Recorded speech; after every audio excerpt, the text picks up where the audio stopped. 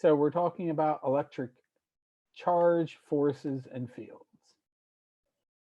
Okay, so a lot of this you guys know, there are two different kinds of charges. There are positive charges and negative charges. Opposites attract, likes repel. So if you take a piece of plastic and you go get a cat and you rub the plastic on the cat, you'll get a bunch of excess negative charges sticking to that piece of plastic. And if you do that twice, those will repel each other. And if you take a piece of glass and rub it on a piece of silk, you lose a bunch of negative charges, so you're left with a positive charge on the glass. If you have two of those, they'll repel each other. And if you get your cat rubbed plastic and your silk rubbed glass and bring them together, you'll have a negative and a positive, and they'll attract each other. Remember, you guys have this PowerPoint. So here, you can watch this video. Click on this link. It's a pretty good video. I recommend watching it.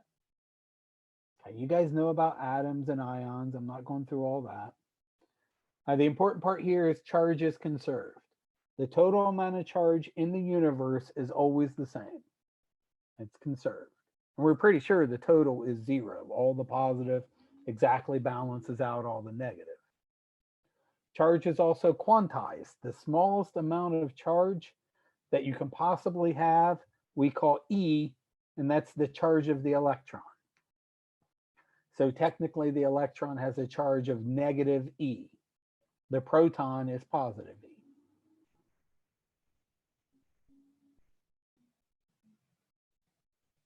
Okay, so charging by induction, I'm not going to spend a lot of time on.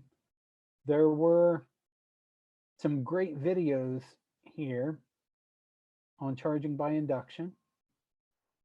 I want you to watch these videos.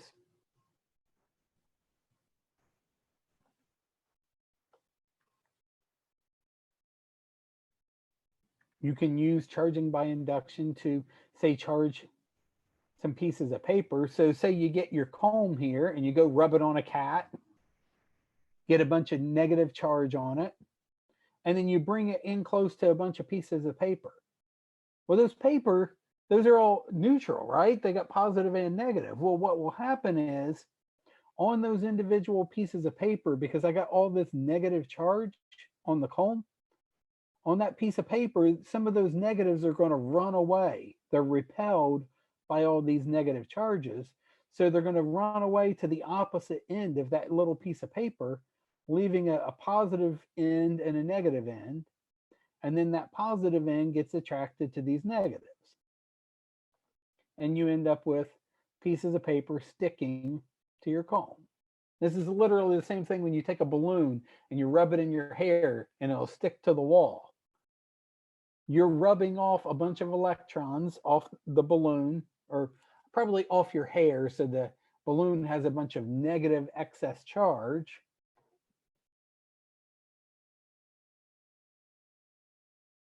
So you got a wall and you got a balloon, it's got a bunch of negative excess charge on it. In the wall itself, the electrons in the wall will try to run away from this balloon as you bring it in closer, leaving a positive region on the wall. And then when you bring the balloon over, these will stick together. These negatives will stick to those positives.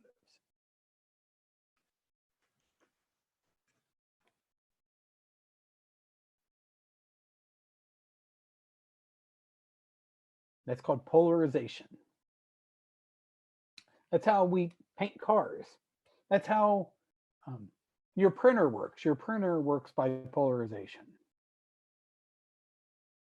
Okay, everything we do from now on is determined by what's called Coulombs Law. This is the most important formula in all of physics too.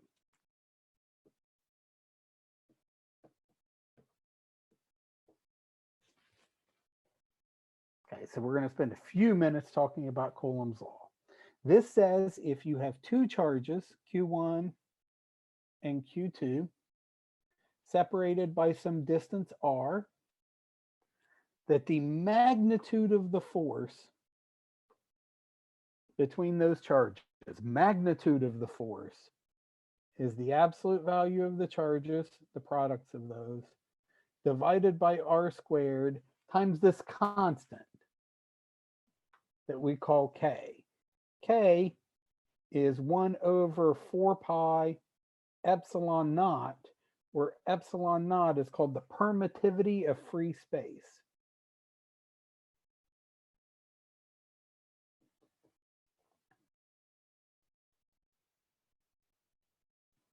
I should have that number memorized, what epsilon naught is, but I could never remember it. I don't even remember if they give it to me here. No, it's in our book. We can look it up. Epsilon naught is, in a sense, the electrical stretchiness of space. I will talk about him in a minute. K here is just a more convenient form of that. 1 over 4 pi epsilon naught is this number K, which is 8.99 times 10 to the 9th. And this is measured in newtons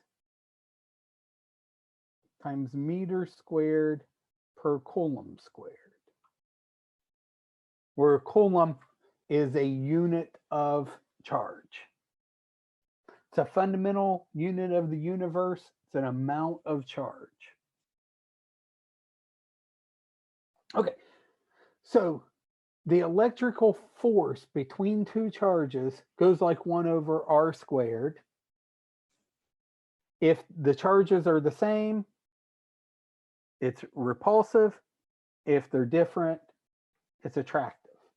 Likes, let's write that here. Likes repel,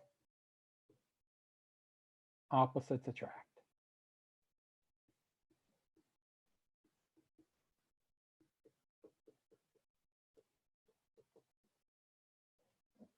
This formula that I've written here does not say anything about attracting. Yeah, I'm going to get to that. I'm assuming you're asking about gravity. Yep, I'm going to talk quite a bit about that. This formula here says nothing about attracting or repelling. This formula tells you just the magnitude of the force, and then you have to use the signs to figure out the direction of the force. This formula does not tell you direction. I see people get this wrong all the time. They'll do something like this. Let's say we had a couple of charges here.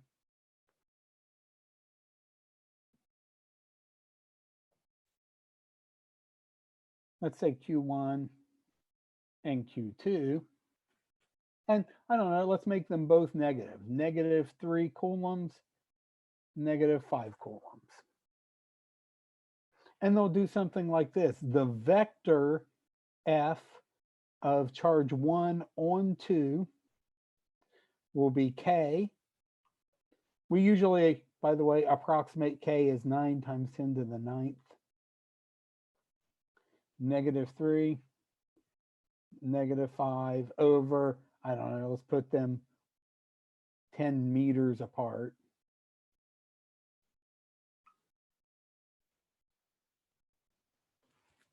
And then they'll plug everything in, they get whatever they get. This is wrong. You will not get the right answer there. Look at these signs. That's a negative times a negative. This would be a positive. If I have my axis set up like this, where this is my positive x-axis, and I want to know the force of 2 on 1, I want to know the electrical force on this charge, I'm not going to get a positive force. These guys are both negatives. They're going to repel each other.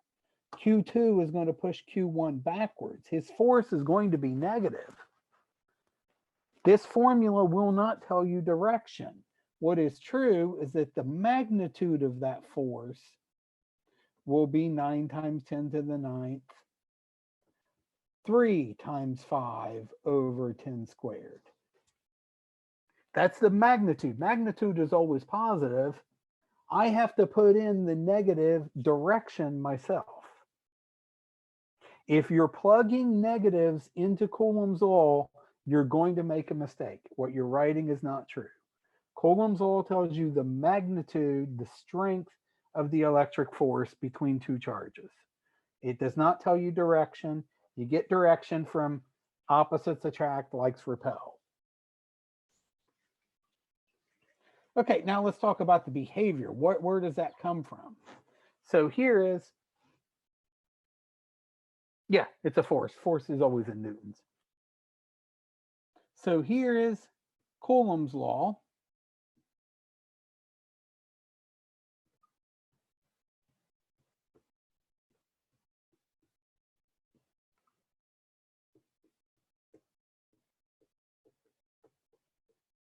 Here's Newton's law of gravity.